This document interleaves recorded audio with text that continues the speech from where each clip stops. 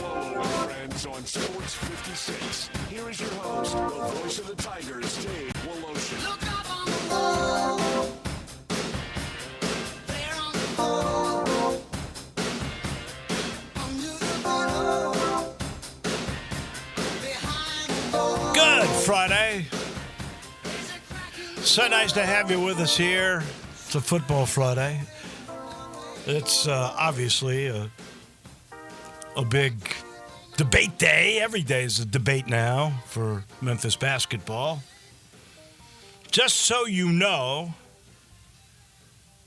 Ed Scott was asked if Penny will be the coach come November in Missouri, and he said yes, he will be the coach. Because I know that's part of the debate. And I know it's messy, and I know we don't know that much. And you know what? After listening to the Memphis athletic director today, we still don't know that much because letter was there. Apparently the letter was known about when Ed Scott was interviewing for the job. So the letter's been around a long time. They sent it to the NCAA. They did due diligence that way.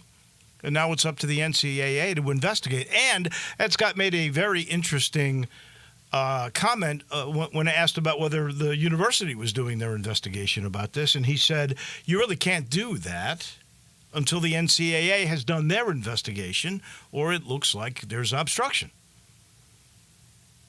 And that makes perfect sense to me. So now you got to wait and see. That's on the allegations of the anonymous letter. They've done everything they could and provided the NCAA with all of the information they needed to about the academic issues, the alleged fraud, starting with Malcolm Dandridge, who was sit down 5 games. That's why we know it's Malcolm Dandridge. There apparently are 3 others that were mentioned in the anonymous letter. So that will again be investigated by the NCAA. We'll see where all of that leads. And I believe the statement that was made by the Memphis athletic director is sometimes the NCAA moves at a glacial pace. So we shall have to wait and see how all of this turns out. But the athletic director did talk with a member of the media today, and that discussion was really that the wheels of justice and investigation are now in the hands of the NCAA, and they'll have to end up making all of the decisions. And that's where all of that stands. But when asked if Penny would be the head coach for the very first game against Missouri, he said, with what we know now, yes, absolutely, there's no doubt he would be the head coach.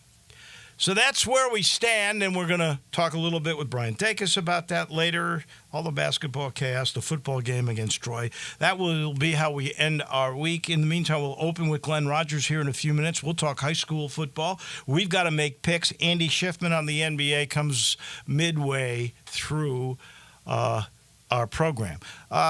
Let's figure this out. Zach Boyd, we made, 5 games last time, right? I'm trying to do 5 every time. 5 games. What were our records? I think we're tied at 2 and 3. We're not very good then. No. We would get rusts. 2 and 3 for both of us. Last time out. We're going to do better this time. All right. So I've got 5 games. And I'm looking forward to this weekend. I don't put Memphis and Troy in there. Honestly, it's a conflict of interest for me. I'm not going to pick against the Tigers, so I avoid that. Just so you know, we're not going to ever pick the U of M on these games. I'm going to do a Kirk Herbstreit on all of that. But we're going to pick Texas, SEC, Michigan, Big Ten. Texas, a 7.5-point favorite. You know what? I think Texas is for real. I really do. And if Michigan were to win, you know there's going to be plenty of people, maybe even me, going, that Big Ten's really better than the SEC. Because around these parts, the SEC is the king. But the Big Ten actually brings in more TV revenue. People forget it's a pretty good league. But I think in this particular case, the defending champions are without their head coach. They are without several key players that they had in that championship mix. They're still really good, but Texas, I think, is better. Ewers is terrific. That's why Arch Manning is still on the bench, making a lot of NIL money, apparently.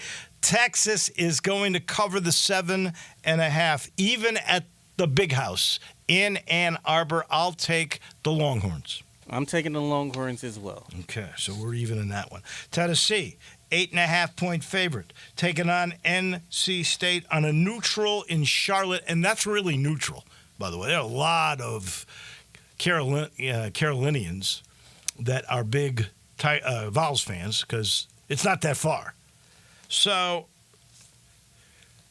this is truly a test. We saw what they could do last week. I've always said if you've got in the Josh Heupel system a quarterback and receivers, you're going to score a lot of points. I think their defense is good enough, too, that they're going to go a long way. I like Tennessee, and I think Tennessee's going to win this one.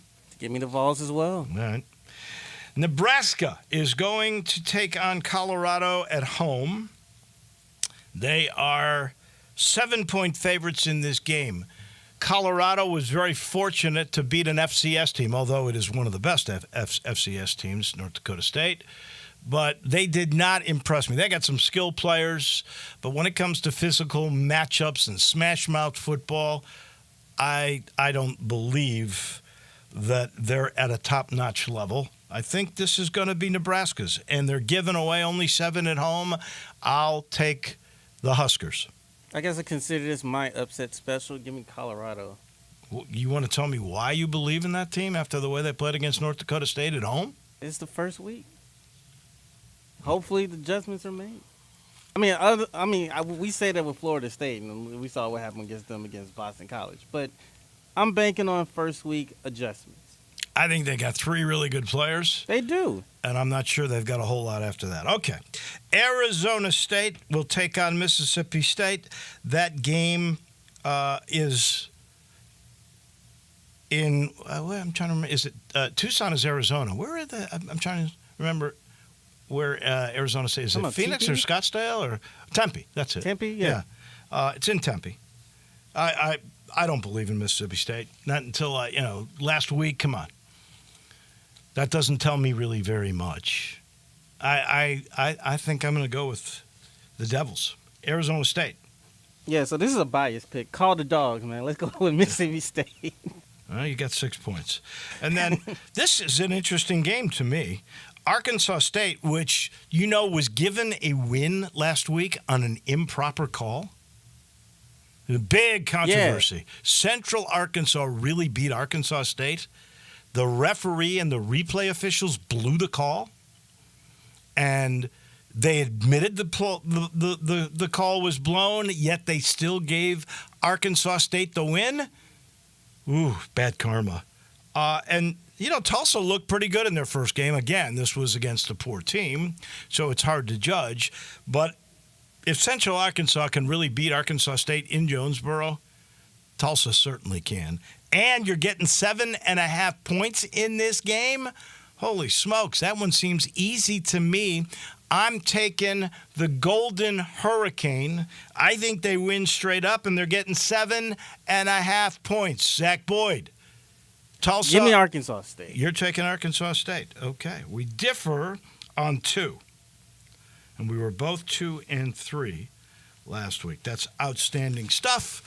And those are your picks. As I sit in the Family Leisure studio, a reminder to you that the world's biggest spa sale is still going on. I know the Labor Day sale's gone, but the spa sale's continuing with savings of thousands on in-stock hot tubs that are ready for delivery right now, with them starting at $28.99. Cold plunges, the newest thing, under $4,000. The swim spa started $17,499, and there's special financing available to make that a whole lot easier. That's Family Leisure. The world's biggest spa sale is going on right now at I-40 and Whidden Road. We traveled just down Ridgeway a little bit and catch up with our coach. That would be Glenn Rogers Jr. Last week was crazy. Several games, including a big one between Bartlett and Lausanne, were lightninged out. Some got in the game, waited, got in, but some just canceled the game.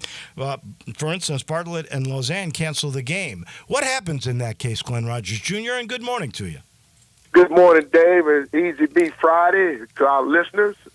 Yeah, Dave, the game was canceled due to lightning, and our good friend Tim Jones and Tim Haney, my former coach at Memphis, said that game will not be made up. Oh, too bad. But, they said it won't be made up because it's not, neither one of the teams, there's not like a league game, so it's a non-league game, so they probably don't have a date to make it up, so they'll just call it a wash.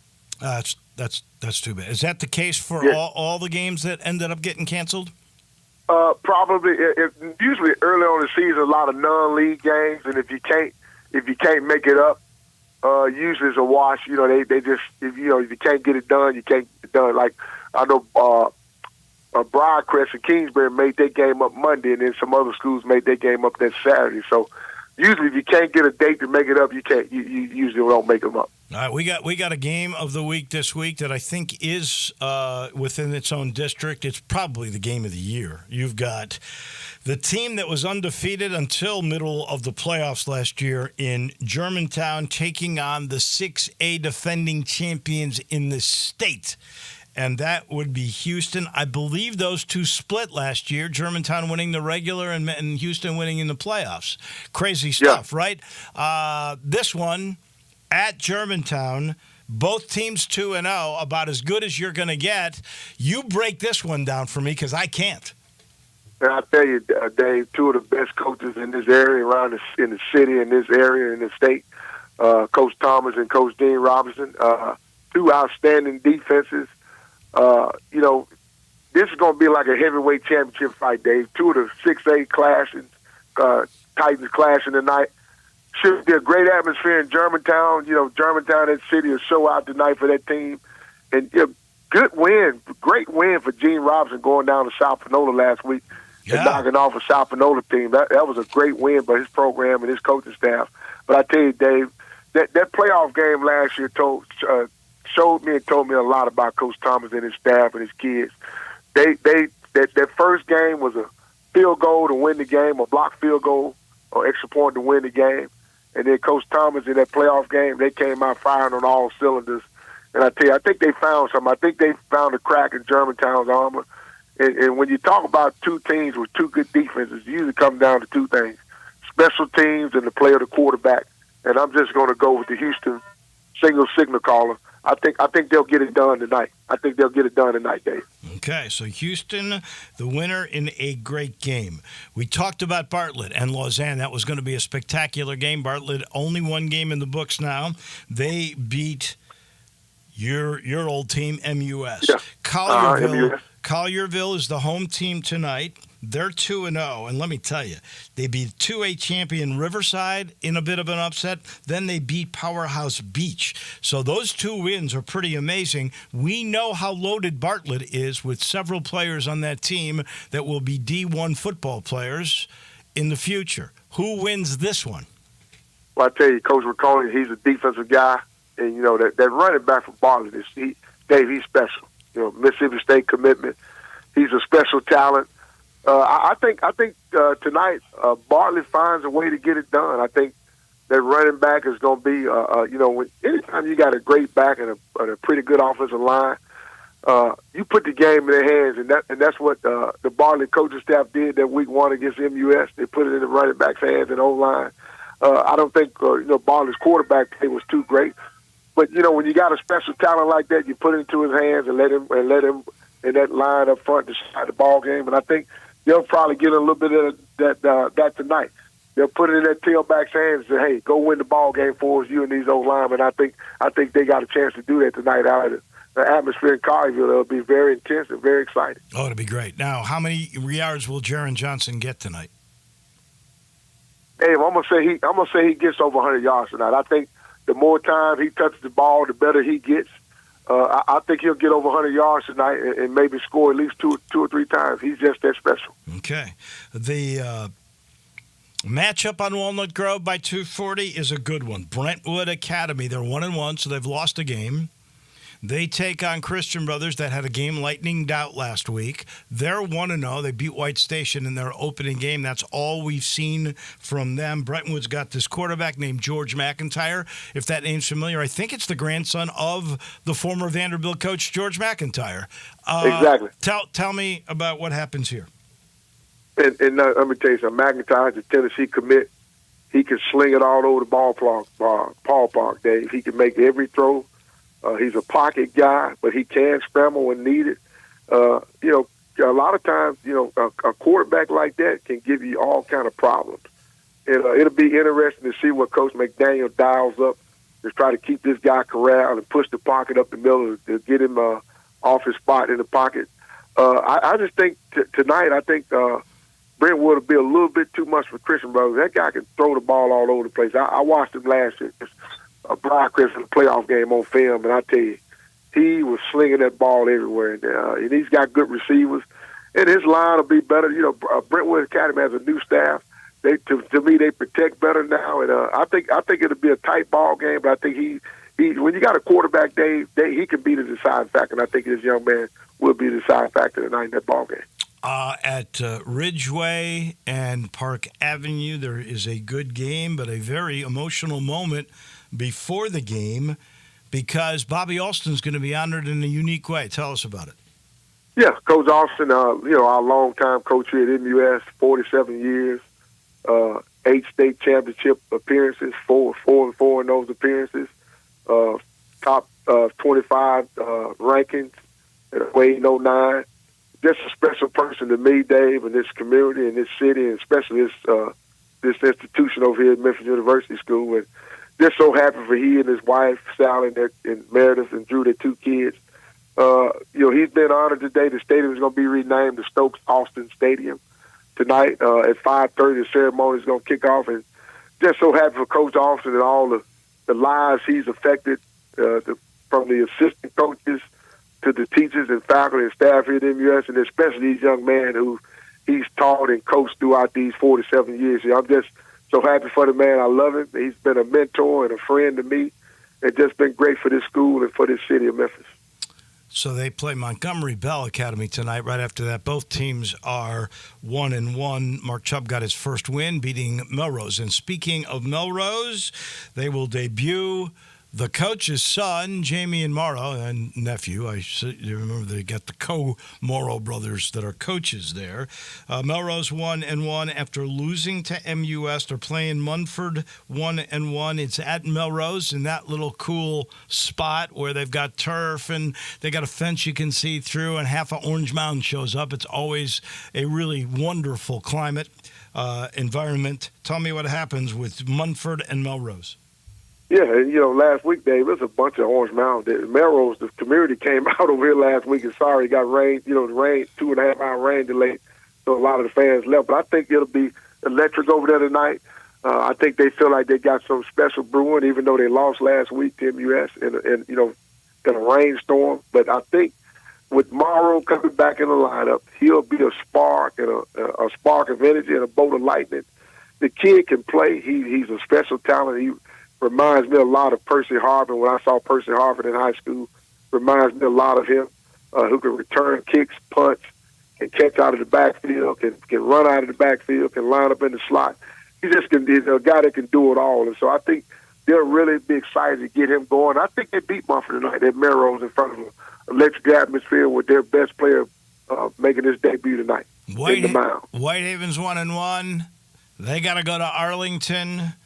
Whitehaven is I think they're starting for Rodney Salisbury to come back to the level they were. COVID wiped out a lot of public schools, in particular the Haven. What happens tonight?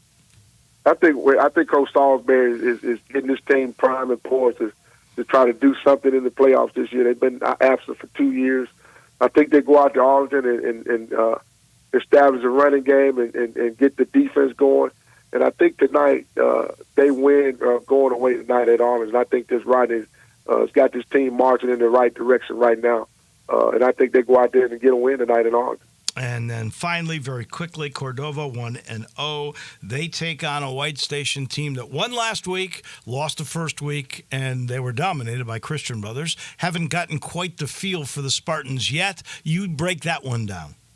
Yeah, Coach Conley got his team from White Station back on the road and winning ways after that disaster over at Christian Brothers. And Coach Dowd, the first week, putting the clamps on that good receiver from Sheffield. And this is going to be a defensive battle tonight, Dave. I think White Station comes out on the end. I think they probably got the edge, a little bit more talent.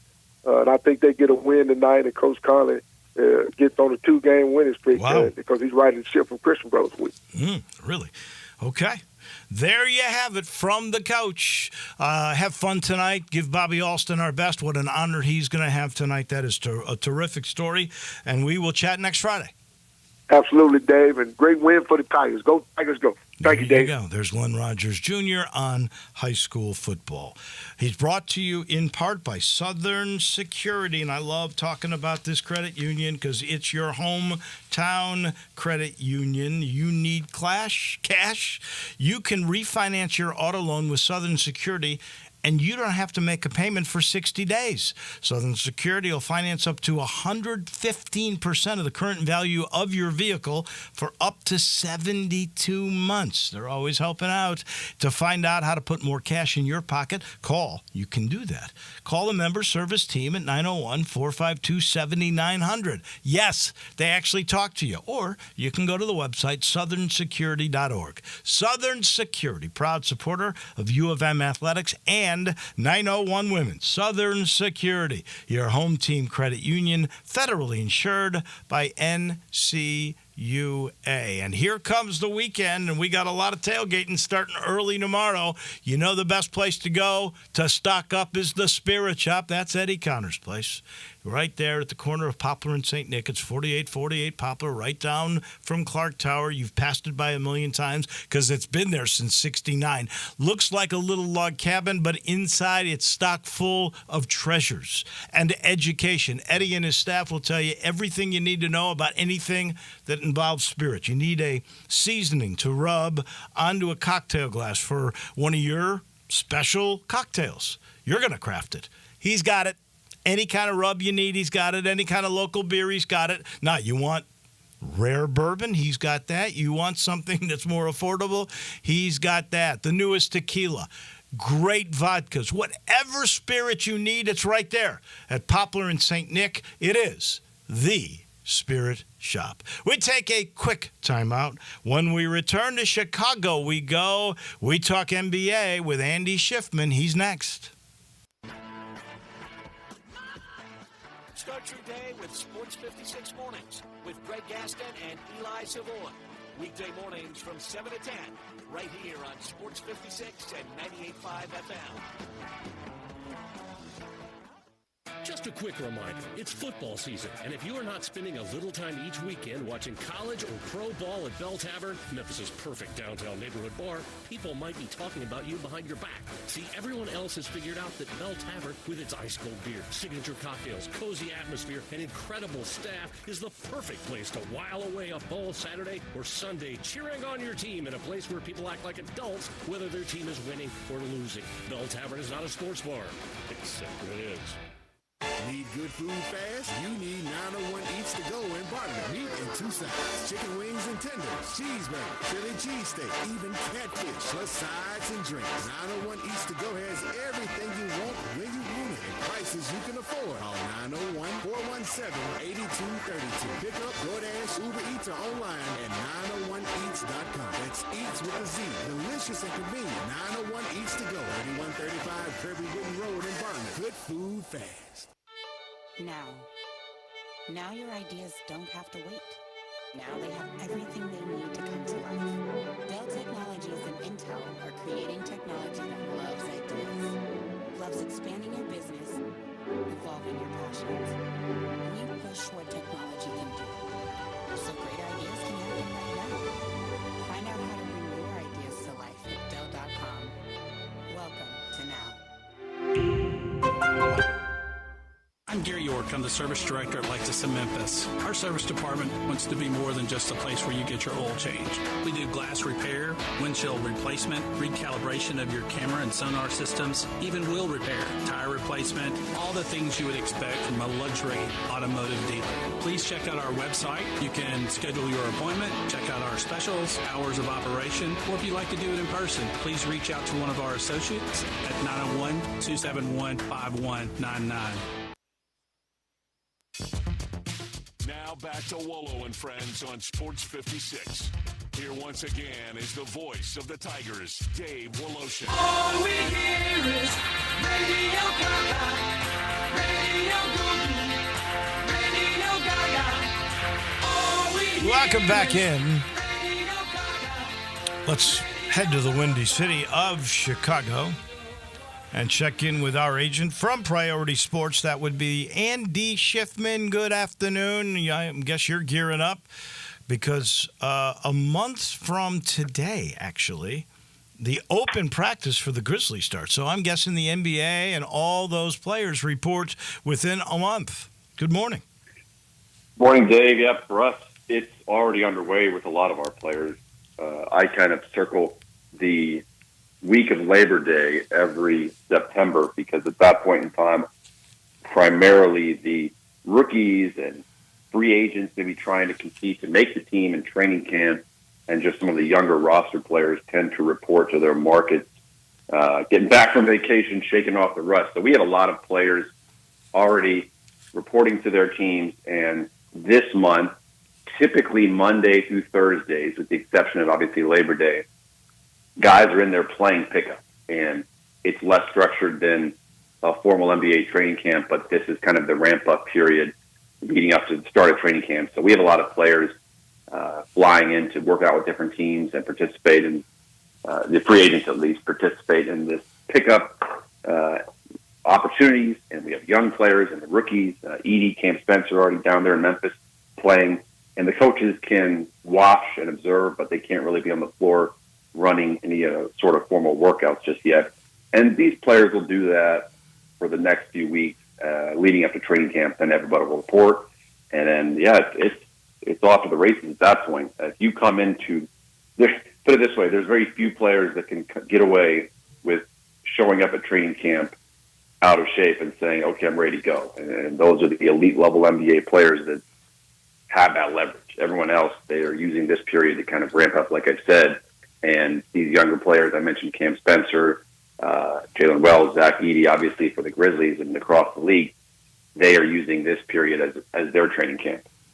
I am really glad that you brought up the pickup games because this week in Dallas, or last week, I guess, in Dallas, Gigi Jackson was playing in a pickup game, landed awkwardly, I think was the term, and required surgery and will not play until at least December, 3 months, and they check on it. That is a blow to depth, certainly not starting. We know that. Right. But he's come a long way, and there's a lot of upside to this kid we have talked about before. My question for you is, with all the money that's coming in, you've got to stay in shape. I get that. And I suspect you want to stay playing at some point because not only is it fitness, but you want to keep your game at a certain level. And the only way to do that is it's like a musician practicing. I get that. Right. But unsupervised stuff, just pick up games in gyms where, guys that might not be pros, that want to be pros, that think that, they're going to be really big. They're going to take it to somebody. And they're not in the same town. This happened in Dallas, and I know Memphis guys go to Oregon to do this, and they go all over the place. Does there need to be, especially with all the money that's coming in now and the investments these teams make, do there need to be more restrictions on players regarding this kind of freelance stuff? Well, it's a good point you bring up, Dave, and it might be counterintuitive, but there actually are a number of restrictions in these contracts, and it's called, you've got the main NBA player contract, and generally that's all boilerplate. The only thing that can be negotiated there are the exhibits, and the exhibits include exhibits to the contract. That's when you get an Exhibit 2, which lays out the player's salary, how much of that is guaranteed, how many years is the contract, and then there's different exhibits you can add in all the way up to an Exhibit 10. really 1 through 10. And every contract has a different number of exhibits depending on the variation of the deal that was agreed to and the level of player. And so generally every contract, especially multi-year deals, always have what's called an Exhibit 5. And it's let's say the informal name of it it's the love of the game clause. It's called the Michael Jordan clause. It basically permits a player like Gigi Jackson and any player to go and work on his craft in the off season without fear of having your contract terminated if you're injured. So there are different back and forth conversations that we have, for example, in our players with teams and how we want that language structured. And if you are Gigi Jackson and if I was Gigi Jackson's agent, right, and you want to allow him to go out there and play pickup and participate in off-season workouts without needing to get permission from the team. The NBA also distributes a list of sanctioned events that they allow players to play in and will not need permission to go play in, whether it's different pro-ams, charity games, what have you. Generally, the rules state that, again, it's all negotiable, but if it's any sort of pay-for-play opportunity, at least where fans will show up and they will pay an admission and there's referees and you're keeping score. Generally, you need to get the team's permission to play in that. Otherwise, and I'm not saying this is the case with Gigi because he was just pick up basketball, which he's allowed to do, is my assumption in his contract. But if he decided to go play in a Memphis program and people pay to come watch him, they're referees, they're keeping score, there's other recently retired pros, free agents, current pros playing in there. And obviously, Memphis program back in the day, what was called, Summer something or other. The Bluff City Classic. Bluff City Classic, that's something else. But all the former Memphis Tigers played in that. So popular. So, for example, if that wasn't a sanctioned event, which I don't believe it ever was for the NBA. Well, they never charged people, by the way. That was free to watch. So in that case, this would fall out of the umbrella of what I'm talking about. But generally, if Gigi were playing in a paid admission, you pay an admission to go watch a player play and he gets injured, the Grizzlies would have the right to terminate the contract. Now, in this case, again, like Gigi Jackson, they got him on a very favorable contract. He's a young star in this league. I'm not saying that the Grizzlies would ever consider terminating the contract if that were to happen. But as an example, if it was a team that was right up against the tax and they were basically trying to find a way to get off some money and the 13th, 14th, 15th rotation player on your roster that has an albatross of a contract did get injured in a game or league where the Grizzlies or the NBA did not provide permission, they could technically say, well, this goes outside the offices of your contract and we could terminate you and not pay you anything. Wow. They're within the right to do that. So there are restrictions. Exhibit 5 is always negotiable. There's specific language in there. It's silly if you read it, but you really have to cover every ground. Like we did this with Brandon Clark's contract. You need to get permission to play in certain games. You have to make sure that they are playing on a basketball equivalent hardwood surface. You can't go out there and play if you got injured playing outside at Rucker Park and on asphalt or a rubber court. Again, the team is within their right to terminate the contract. What about the Olympics? That is covered by the national team, by the National USA Basketball. There is nothing stopping these players to go participate for their national teams. The NBA teams do permit that. And then the national federations provide insurance, God forbid if something were to happen. Now, I don't know if you're old enough to remember, there was a pitcher for the Boston Red Sox who I just re-looked up because I wanted to make sure I had it right, who's now 82 years old, so he's an old guy. His name is Jim Lonborg. He was a pitcher for the Red Sox, and at the time, he was an all-star pitcher. They signed him to a really good deal, and he got hurt, blew out a knee, skiing. They put a clause into his contract after that disallowed him to ever ski as long as he was under contract. Are there any of those kinds of clauses for particular skydiving or cliff climbing or something?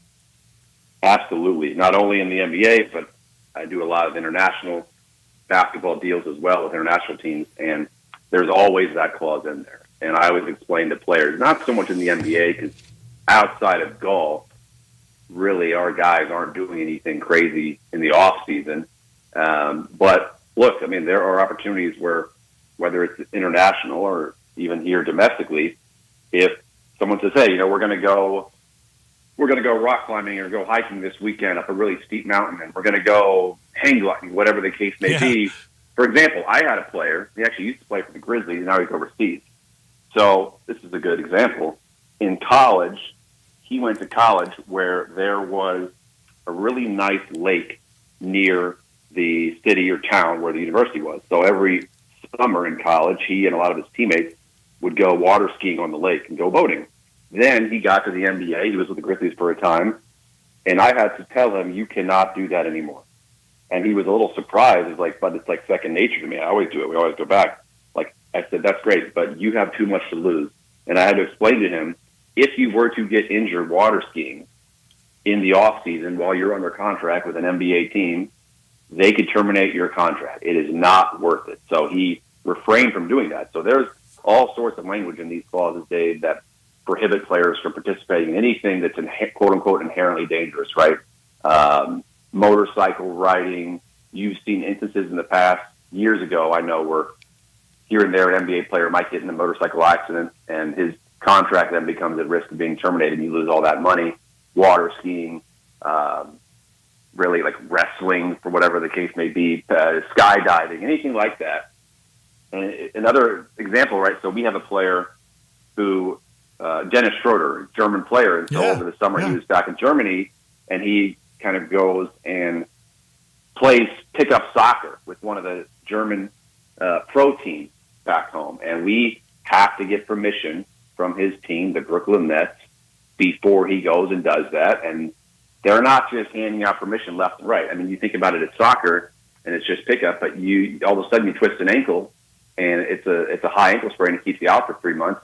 All sorts of scenarios come up, and it's the same thing overseas. Since you mentioned, and Schroeder played on the German national team in the Olympic Games just a little bit ago, but I can't remember who it was, but there was a player, I don't know if it was a basketball player or a football player, but somebody was playing soccer and turned an ankle or a knee playing soccer, and it cost him a month or two of playing. I do remember that. So that makes. But so when Schroeder asked for permission of Brooklyn to play in that pickup, what did they say? Well, they pushed back. They weren't ecstatic about it, and we got Dennis on the phone directly with their GM, and we talked through it, and they set up parameters of what can and can't happen, the level of play. Make sure there's different trainers on the sidelines available, this and that. And Dennis is a pro; he's very careful. So he's back. Luckily, he said, "I'll be a goalie, maybe." Yeah, he just safe. explained like the dynamic of the game. He's like, "Look, this isn't me going out there in front of 100,000 people playing in a Champions League soccer game here. This is just I know a lot of these guys that I grew up with. We're just messing around." And we had to explain to Dennis, "Look, you might think it's silly, but one wrong step, one misstep, one ankle turn, one knee-to-knee collision, and keeps you out for a while. If the Nets wanted to, and we don't have their permission, they could just terminate your contract. And you're always at risk, so you have to be very, very careful with all sorts of things." All right, last thing. News this week. The state of New Jersey, through the governor, has offered the Philadelphia 76ers $400 million in tax breaks if they move across the river and put a new stadium. They're trying to build an entertainment district in Camden, New Jersey, which, by the way, is where the Wagners are from. Yep. Arthur Barclay, I believe, is a state representative of that area in Camden. So that would bring in a lot of tax dollars for sure. We've seen Chicago, the Bears almost got lured into Arlington. No, we can see a lot more of this. Is this a new thing? I don't think we'll see a lot of it. I don't. I think there's just little one-offs here and there. I think the Bears, for example, obviously I'm here in Chicago, so I'm from afar. So I'm not a huge NFL guy, but I've lived that for the last few years. And I think a lot of that has to do, it's a case-by-case basis, right? But I think with the Bears, the support was just so bad. For whatever reason, they thought it would be better to move the team to Arlington. rejuvenate the franchise, whether or not that would happen. But, I mean, look, the support's so bad because the team is so bad. That's not the case with the 76ers. So I don't think necessarily it'll be a trend. The one thing I do think will happen, I think there'll be a new franchise in the next several years popping up in Vegas. I personally don't think we'll see a current NBA team move from their current market to Vegas. I think we'll see an expansion of the league. Obviously, that's been talked about. Vegas, Seattle, probably the two likely destinations, I'd say. But no, I don't think we'll see a lot more of it. I would be pretty shocked, quite honestly, if the Sixers did move out of Philadelphia. I've been to several games up there. They get great support, obviously, with the success that they've had. It's a great setup there. They've got the Flyers, the Eagles, the Phillies, and the Sixers all off the interstate in its own little campus where they're all X number of yards from one another. They've got great sports bars and restaurants in that area. It's really unique. So I'd be surprised if this move even happens. You ever think you'll see Mexico City, another international city to go with Toronto? I think we could. Obviously, they have the G League team there. I think we could. There's been NBA games played there in the past, but I think Vegas and potentially secondarily Seattle would probably happen before Mexico City. That's just my take. Yeah, I get it. What about Vancouver? That'd be great to see a team back there. I actually talked Could you to go people. 4? Could you go to 34? I don't know. How Look, you as go an to agent, 34. Dave, I would love it. That's 60 sure more would. jobs. I'm sure you would. For players. Yeah. Absolutely love it. So the more the better for us. All right. Thank you much, Andy. As always, we appreciate it. We'll be getting closer to training camp. There'll be more stories. We'll talk about that next week. Thank you so much. Looking forward to it. Have a good weekend. Thanks, Dave. That's our agent in Chicago. That is the one and only Andy Schiffman, and he is brought to you in part by Miramichi. And I know he loves playing golf. His dad plays golf a lot around these parts. But I think he goes mainly to Windike. But I know he's been to Miramichi, and they've loved it. Here's the thing I love about Miramichi. Competitive. You can go back to 7,000 yards. You can go up to 5,000 yards if you want. So tough, it's hosted national junior tournaments. But if you want to go way up, you can make it, I'm not going to say easy, but less competitive. You want to get better? Best practice facilities of any public place I've ever seen. They got huge sand traps that you can learn that part of the game. They got a huge chipping green. They got a huge putting green. They've got a wonderful, wonderful driving range, which has a separate members deal if you want to become a member. All the golf balls you can hit. It's truly outstanding. A great clubhouse with great food, and the golf is so beautiful. I like saying this. The back nine, and the front nine's beautiful too, but the back nine is like walking in the woods with hills, a stream all around you, and waterfalls. It's just gorgeous. It's the complete golf experience. It's Miramichi, 12 minutes from downtown, 2 minutes from my driveway in East Memphis. Miramichi, the complete golf experience. We end our week with Brian Dacus. Lots to talk with him about, and he's right around the corner. We are real sports talk. Sports 56 WHBQ. Available on your radio dial at 560 AM and 98.5 FM, as well as around the world online at sports56whbq.com. Take us with you everywhere by downloading the Sports 56 app. And at home, just say, Alexa, play Sports 56. Wherever you are, stay tuned in to real sports talk. Sports 56 and 98.5 FM. Hi, this is Troy Fiveash, owner of Fiveash Roofing. In these uncertain economic times, there are so many things as a contractor and a business owner that I cannot control. The rising cost of materials, not to mention fuel and transportation costs. In the last 2 years, shingle prices have almost doubled, and commercial materials have doubled.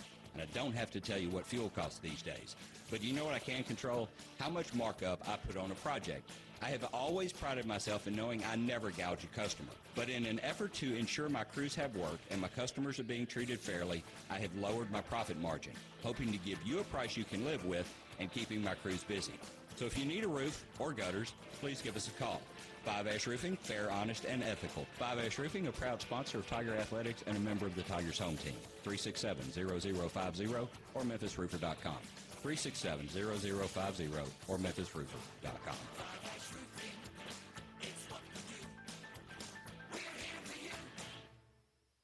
Country music singer-songwriter Kylie Martin loves her rain from Genesis Diamonds.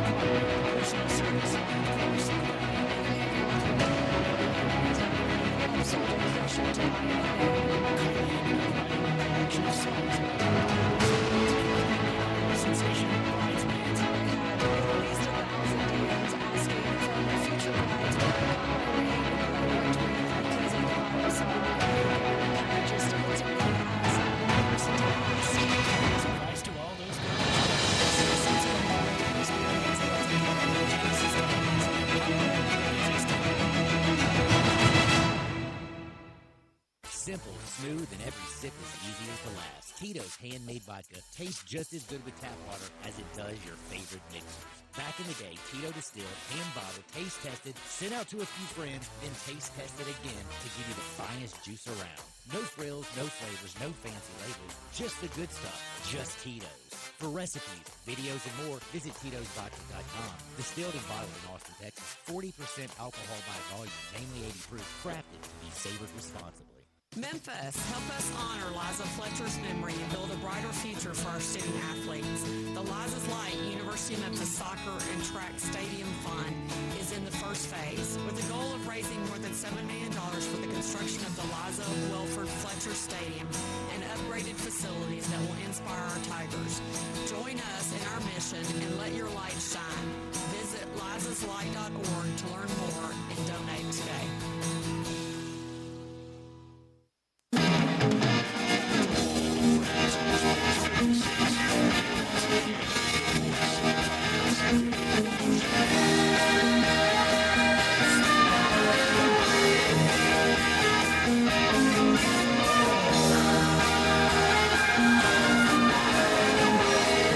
We end our week with Brian Takis from Sportstime. You listen every day from 3 to 6. He brought to you in part by the Eflin Insurance Team. Matt is unique. He's got a approach, a style of protecting you. When he talks insurance with you, he wants to get to know you so he can better protect you for sure. He wants to know about your family, what's important, what's your budget. When he finds out all the pertinent information, then he can pick out the perfect protection for your home, your car, or your future with life insurance. Sort of the same way he works that with business. If it's a small to mid-sized business, he's going to find out about your product, your employees, kind of forecast your business out a little bit, figure out your budget, and then find the perfect commercial insurance. It's the Eflin Insurance Team. He's a big Tiger supporter. That's the Eflin Insurance Team collaborating to best protect you.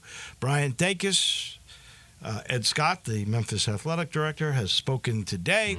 Not revealing too much because he can't. No. They do have a letter. He knew about the letter, we found out, when he was interviewing. So that letter's been around for a while. He did pretty emphatically say, with what we know now, there's no question Penny Hardaway will be the coach when Memphis and Missouri square off to start the basketball season at FedEx Forum. Yeah, and you know, Ed Scott, still very, very new to the position as athletic director, but I think he's done a lot of, really good things, and I think with everything that has happened over these last couple of days, for him to get out there and speak publicly and kind of talk about the situation, I thought was really good on him. And like you said, didn't learn a ton from the interview, but we did learn, I thought, very interesting that he first learned about the letter when he was interviewing for the job. I thought that was extremely interesting. And that there's a clause in his contract, which, if they're found guilty of infractions, gives him a 2-year extension. How about that? That was pretty amazing. Definitely. So I think that stuff was very interesting, because it definitely seems like the university has known about this, and they're trying to do what they can to make it as easy for that next guy that we now know is Ed Scott to take over that job. He also said that this was entirely Penny Hardaway's decision. A lot of people had kind of come in and were trying to say that Ed Scott comes in and he wanted him to clear house, and he demanded Penny Hardaway fire all of his assistants, and but then also reiterated, like you said, Dave, his full support, that Penny Hardaway has his full support. He will be the head coach on day one against Missouri. And so I thought a really good interview. Like I said, for him just being so new, to get out there immediately and speak to the fans. If we just try to view this analytically, no opinion, no emotion involved whatsoever. Sure. You've got these allegations of impropriety that come in a letter that is anonymous. And the university, I guess, looks at how specific it is and says, you know what, we better, to be safe, we'll send this to the NCAA. Sure. But there's no proof. Right. Any wacko can just say anything and send it to the school, right? Sure. Now, with the specificity, you're just playing it safe. Sure. That is not as worrisome as the issue with academic fraud. Sure. We do know they feared enough about whatever was known, definitely, that they sat down Malcolm Dandridge for 5 games.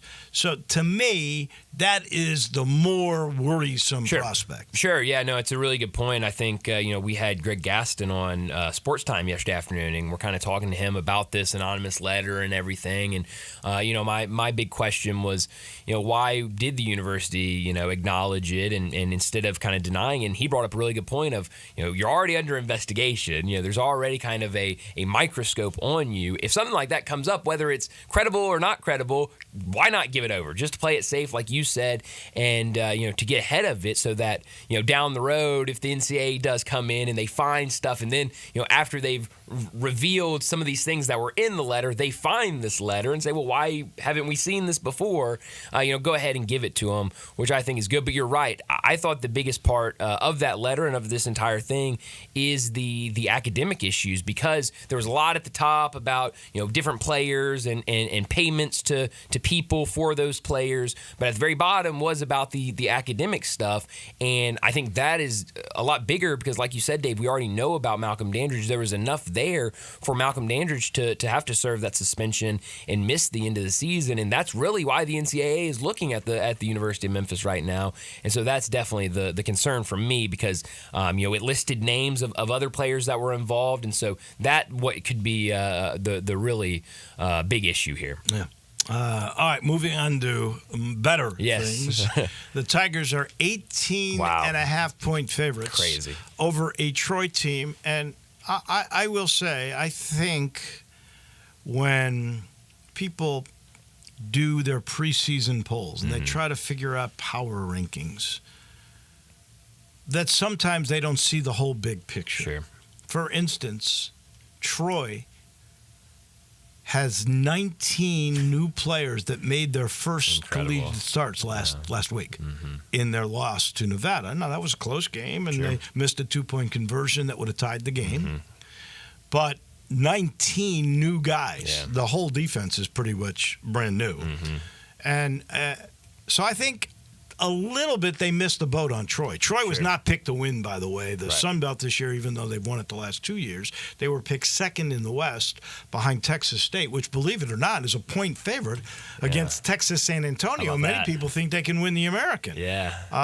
So you never know in these leagues. Look, Arkansas State is a 7.5-point favorite over Tulsa, which I don't believe will happen. But anyway, we'll see.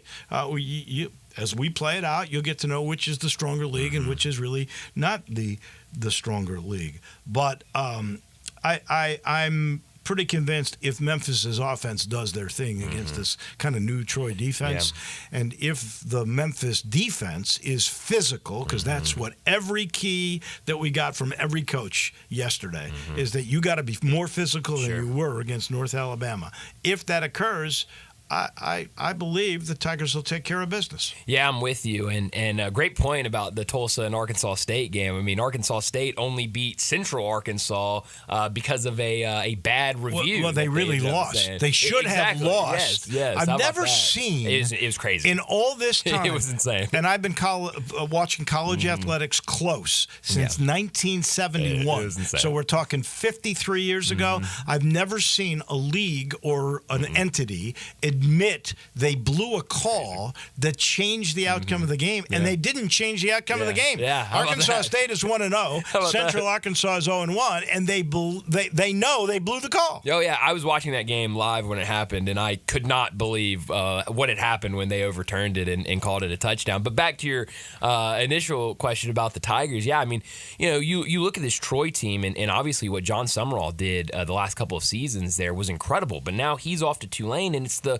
unfortunate reality of group of five, most group of five teams. I don't want to put every group of five team in here, but this day and age of college football with what the transfer portal is, you have a coach leave, now all those players, most of them are going to want to leave, and you're going to end up with guys, and maybe that NIL situation at these group of five schools isn't what it should be or isn't up to the standards, and it's hard to bring other guys in, and so you're left with kind of a lot of new and a lot of guys coming in and having to start. And so we saw that with Troy against a Nevada team that didn't look bad against SMU, and obviously got the win over Troy. And so now they'll come to Memphis, and I think what you saw with Memphis in the first game you were very pleased with. And so I think if that offense is going, then it could be a really easy win. I was very surprised that's almost 20-point favorite for the Tigers in this one. But I think they can cover it. I was absolutely surprised at that. But if you really delve into it, you can understand where that line is and why.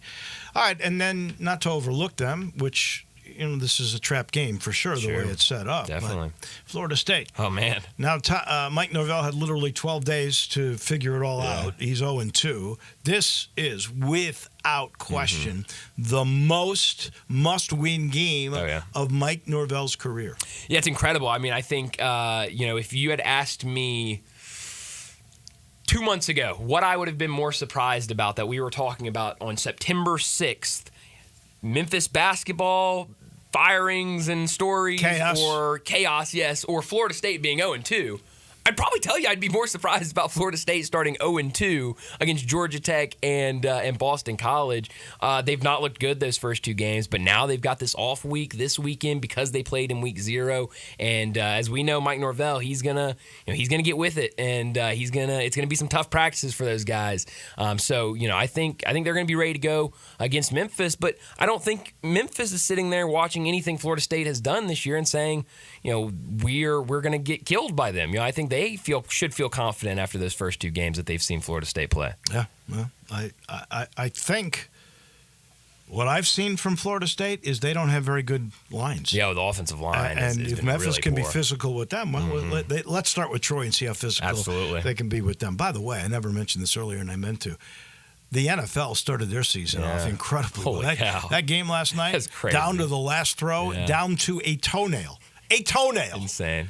If you didn't see it, Baltimore looked like they scored the tying touchdown at the end of the game, and the guy's foot, one toe, was out by the length of a toenail. If he cut that nail, who knows? Good stuff. We appreciate it. Thanks, Thank Dave. you much. As always, Brian Takis is on from 3 to 6 on Sportstime every day, Monday through Friday. This final portion has been brought to you by Grind City Brewing, home of Poppy's Pills. That's what the doctor ordered, that great Pilsner. It's all Memphis. It's a taste of Memphis. You also have their lager. I love that. They got the Belga. That's their Blue Moonish wheat ale beautiful stuff. They've got the craft malt liquor they call Tiger Tail because they're big Tiger fans. Look, this is all local. This was a father-son started this business, and they've really made it fantastic. It's a place to go. It's an iconic place now because they have concerts there, the modern brewery to the right. Then they've got this great expanse with umbrellas and picnic tables and a stage for a concert venue with a view of the city and of the bridges. You can't beat it. It's Grind City Brewing. It's a really unique and wonderful taste of Memphis. That'll do it for us. We'll be back on Monday. John Thompson will make his debut. Our coach, we'll talk college football with him and a whole bunch more. Johnny Radio is right around the corner. I think you see the Houston High School coach there, too. Defending state champs with a big game tonight. I'm sure they'll be talking about that. He's right around the corner. Have a great weekend, everybody.